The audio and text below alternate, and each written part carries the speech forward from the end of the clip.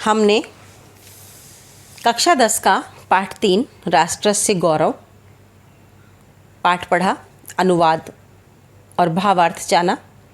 इसके बाद आइए हम इस पाठ के प्रश्नोत्तर करते हैं। प्रश्नोत्तर में 5 सबसे पहले वस्तुनिष्ठ प्रश्न दिए गए हैं, जिसमें प्रत्येक प्रश्न के 4 विकल्प दिए गए हैं। आइए प्रश्न करते हैं। पहला प्रश्न है, भारतवर्षस्य उत्तरस्यां दिशि वर्तते। इसमें 4 ऑप्शंस आपको दिए गए हैं, हिमाद्री हिमालय, विंध्याचल, समुद्र, इंदु सरोवर और गंगा सागर।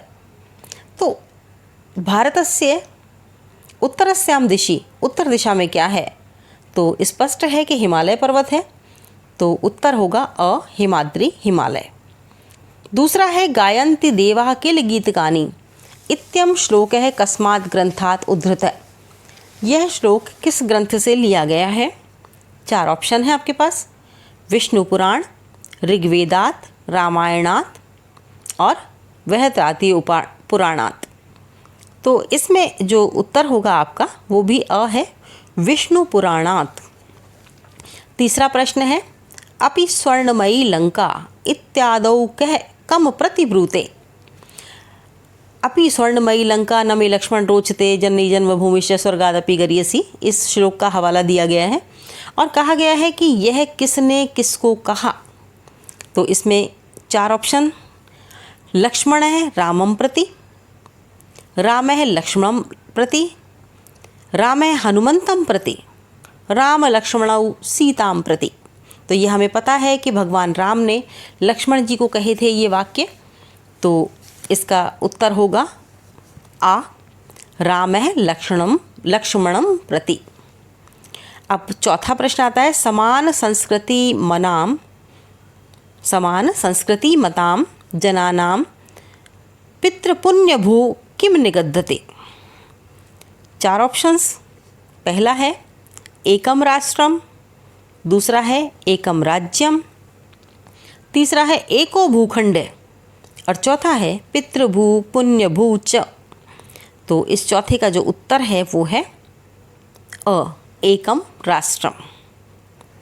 अब 5वां प्रश्न आता है, राष्ट्रस्य उत्थान पतनयो अवलंब्य कह वर्तते।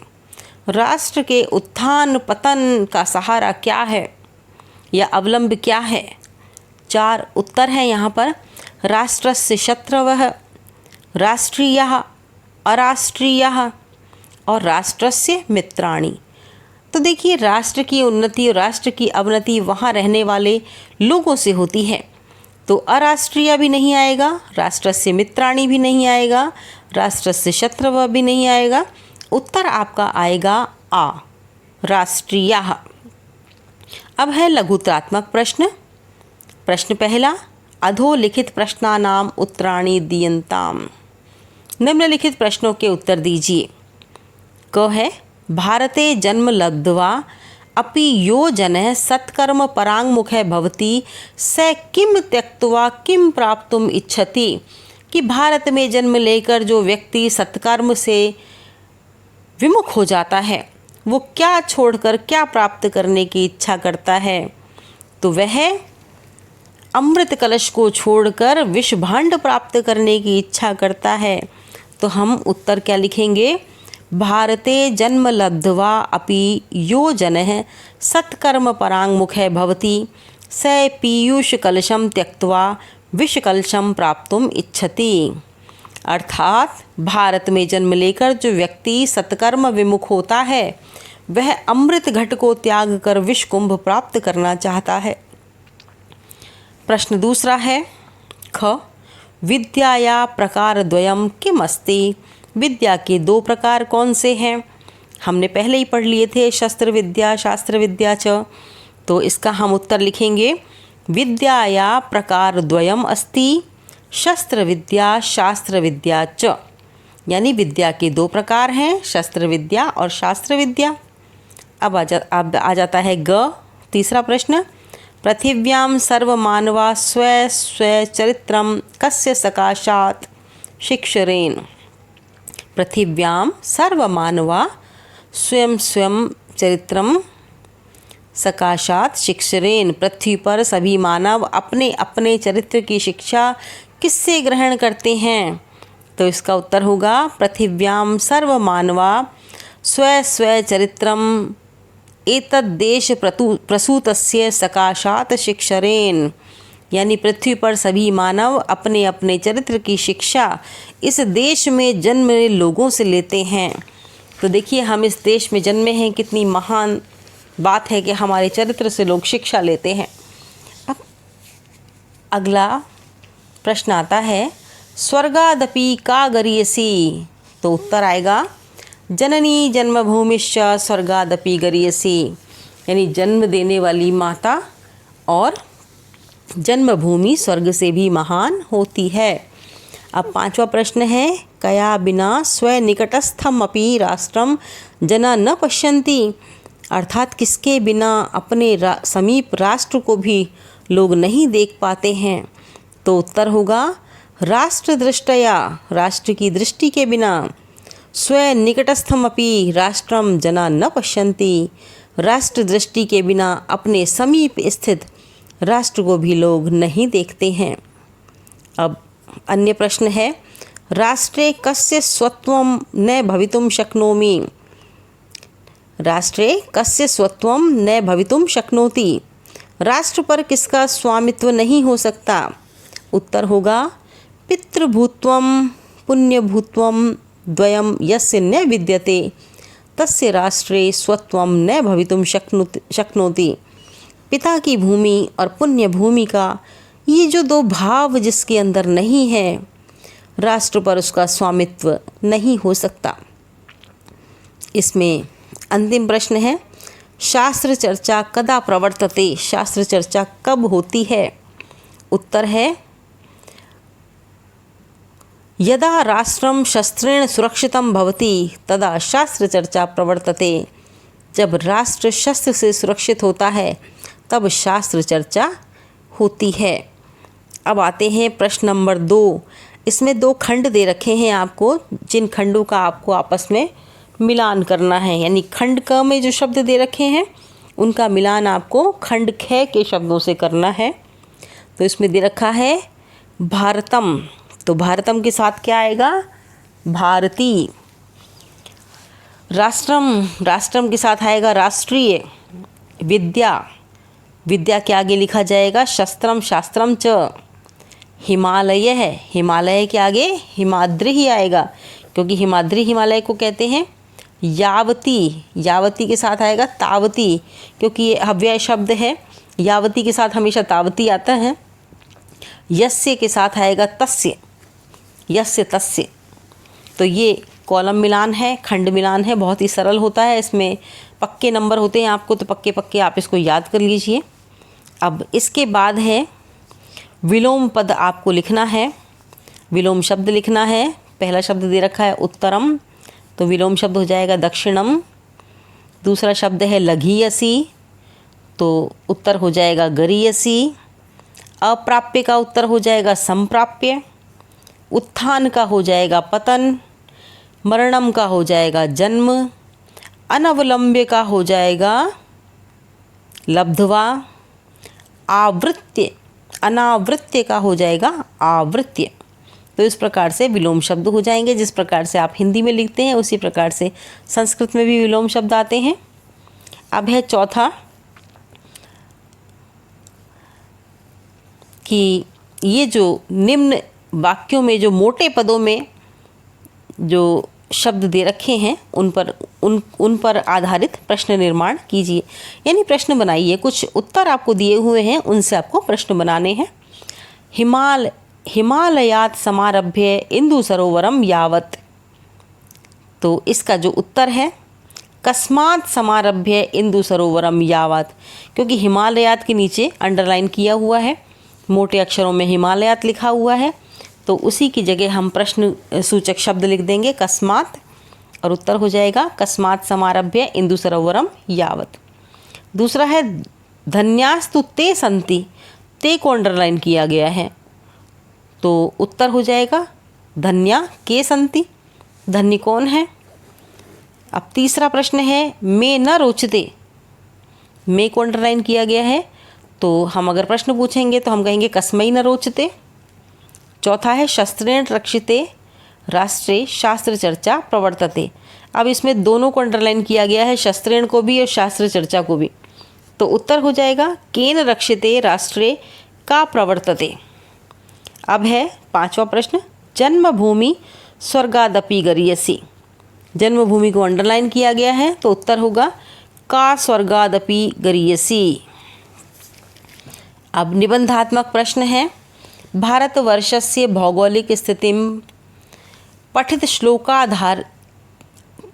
श्लोकाधारेण वर्णयन्तु।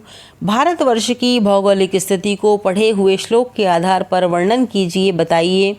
तो उत्तर होगा भारतवर्ष नाम राष्ट्रम समुद्रस्य उत्तरस्यां हिमालयस्य च दक्षिणस्यां दिशि स्थितः, अर्थात हिमालयात् इन्दुसरोवरं पर्यन्तं हिंदुस्तानम नाम राष्ट्रम अस्ति।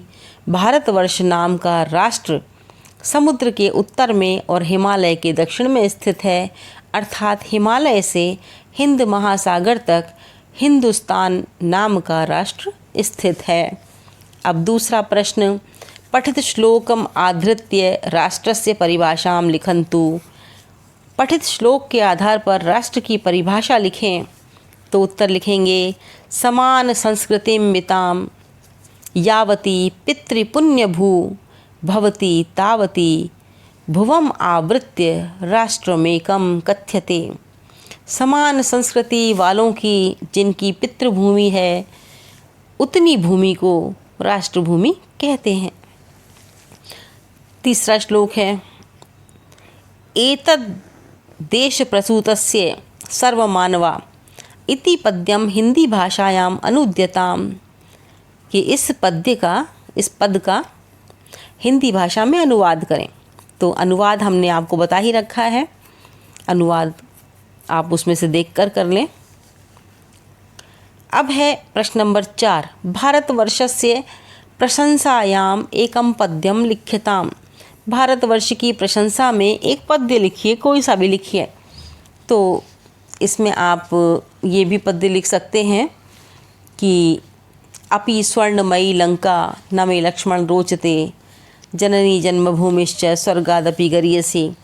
और अगर आप चाहते हैं कि उसमें भारत भूमि का नाम भी आना चाहिए तो और उसकी महिमा का बखान भी होना चाहिए, तो उसमें आप ये विष्णु पुराण का श्लोक लिख सकते हैं, गायन्ति देवा किल गीतकानि धन्यास्तु ते भारत भूमि भागे, स्वर्गापवर्गास पदमार्ग भूते भवन्ति भूयः पुरुषा सुरत्वात्।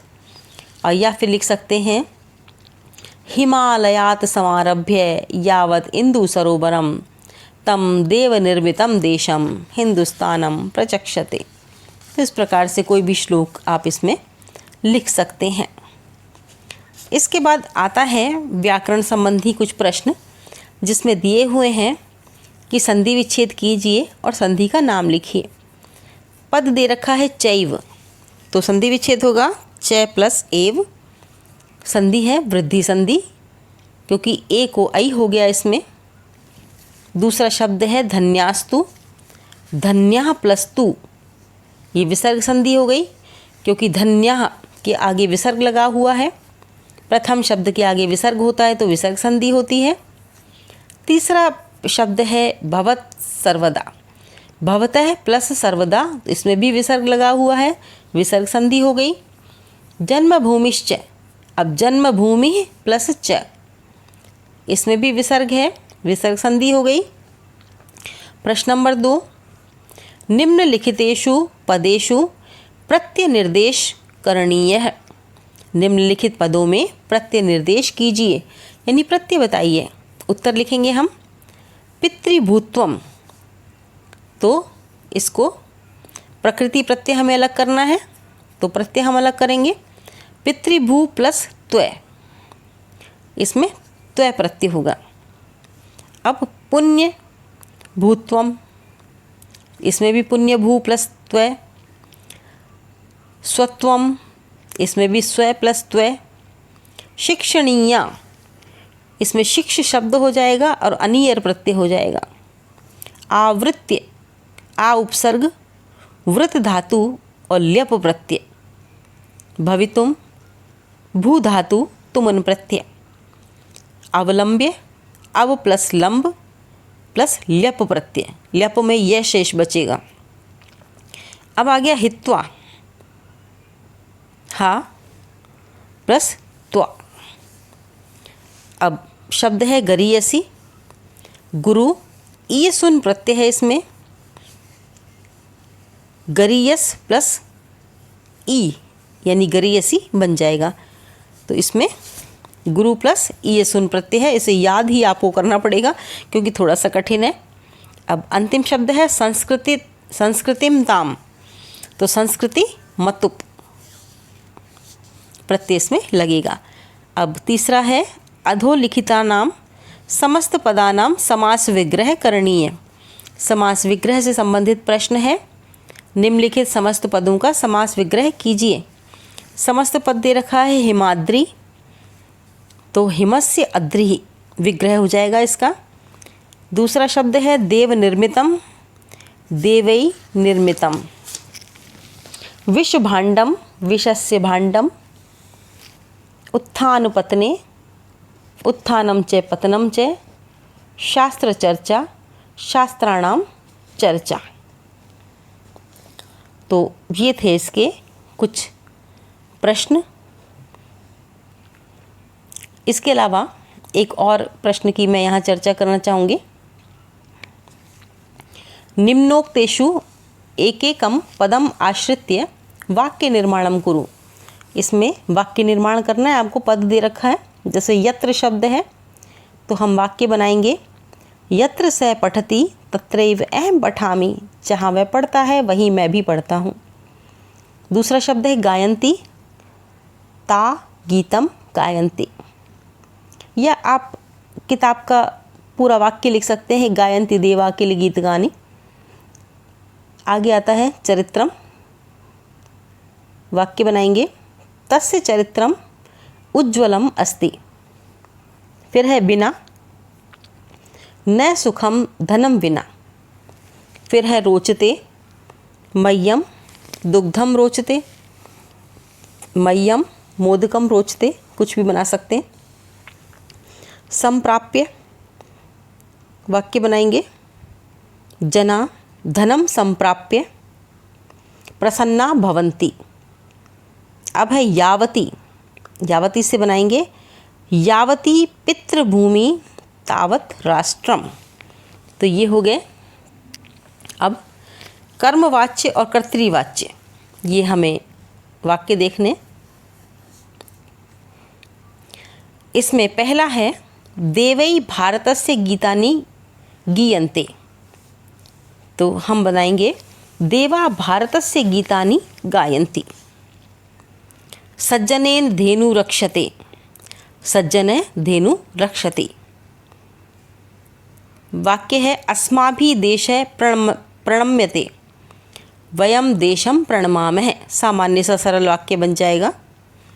तीसरा है पुण्यात्मना भारते जन्म लभ्यते, पुण्यात्मा भारते जन्म लभते। चौथा है राष्ट्रभक्तेन राष्ट्रम पूज्यते स्वकर्मणा। वाक्य बनाएंगे, राष्ट्रभक्त राष्ट्रे पूजते स्वकर्मणा। मया माता वंद्यते, इसका वाक्य सरल सा बनेगा, अहम मातरम वंदे। तो ये हैं पाठ 3 के प्रश्न उत्तर। इन्हें आप अपनी अभ्यास पुस्तिका में लिख लें और इसे याद करने का प्रयास करें।